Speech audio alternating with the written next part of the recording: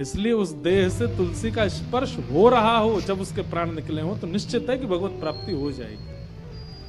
लेकिन अगर व्यक्ति ने केवल तुलसी पहनी, नियमों का पालन नहीं किया, नियमों का पालन मतलब एक ही नियम है तुलसी जी का, क्या कि तुलसी धारण करने के बाद कंठ से नीचे अपवित्र वस्तु नहीं जानी चाहिए आपके मुख में।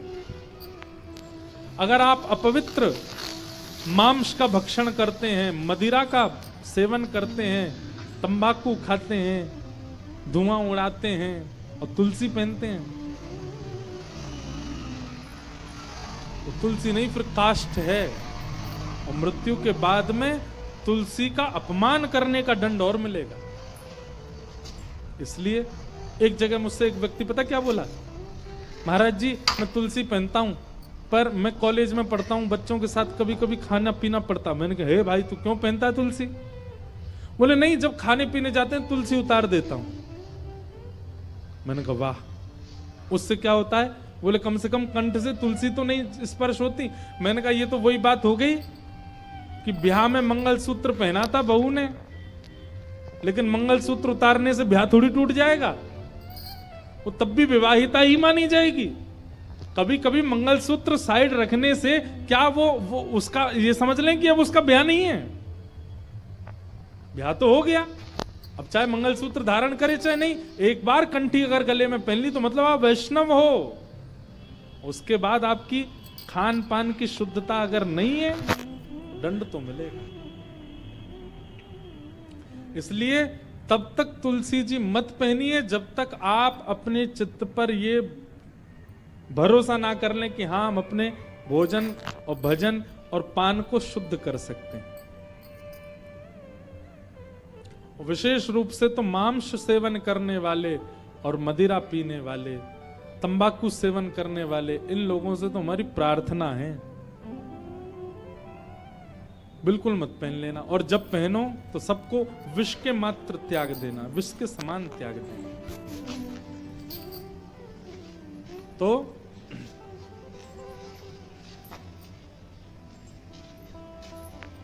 हम जीवन भर कुछ भी करें पर अंतिम क्षण में हमारे मुख से जो शब्द उच्चरित होता है, हमारे चित्त में जो होता है, हमारे मन में जो होता है, उसी से हमारी गति निश्चित होती है।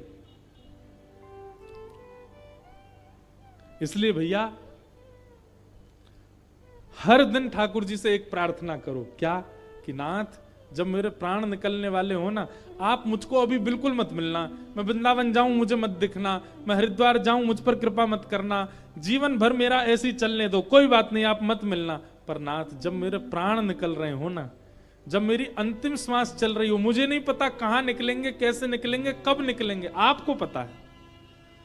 बस मेरी इतनी इच्छा मान लीजिए नाथ कि जब मेरे प्राण निकले ना तब आप मेरे सामने आ जाना। भगवान से और कुछ मत मांगो।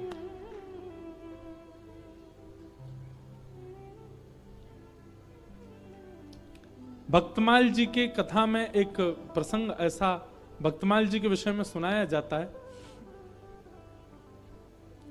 कि अगर अंतिम श्वास निकल रही हो और उस समय भागवत जी, रामचरितमानस या इस प्रकार के वैदिक ग्रंथ या भक्तमाल जी अगर हमारी छाती पर रखी हो,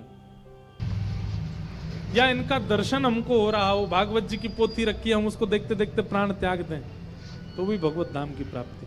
तो भक्तमाल जी के विषय में आता है कि एक सेठ जी ने क्या किया। अब भागवत जी आदि ग्रंथ ये तो बड़े पवित्र हैं, इनको हमेशा धारण करना उचित नहीं।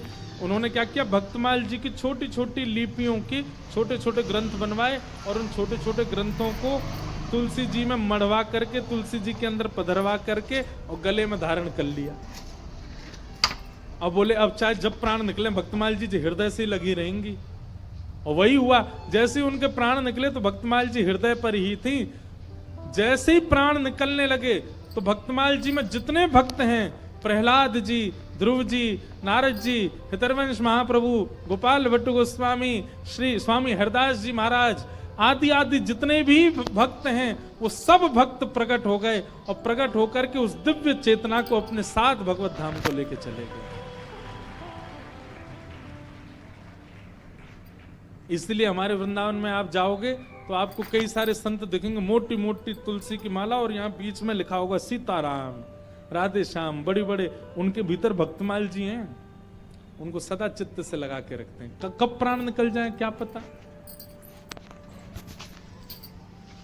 इसलिए भैया तुलसी जी धारण करो, तिलक धारण करो, पर उनके नियमानुसार धारण करो, और नियम एक ही है कि फिर शुद्ध रहो, पवित्र रहो, बस। तो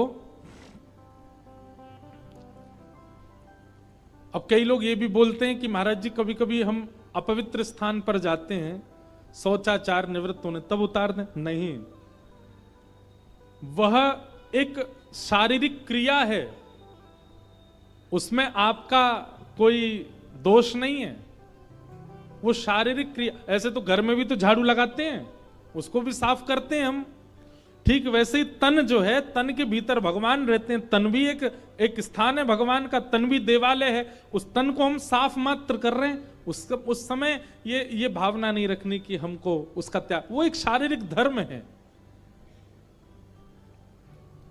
शौचाचार एक प्रकार से अपवित्र स्थिति है।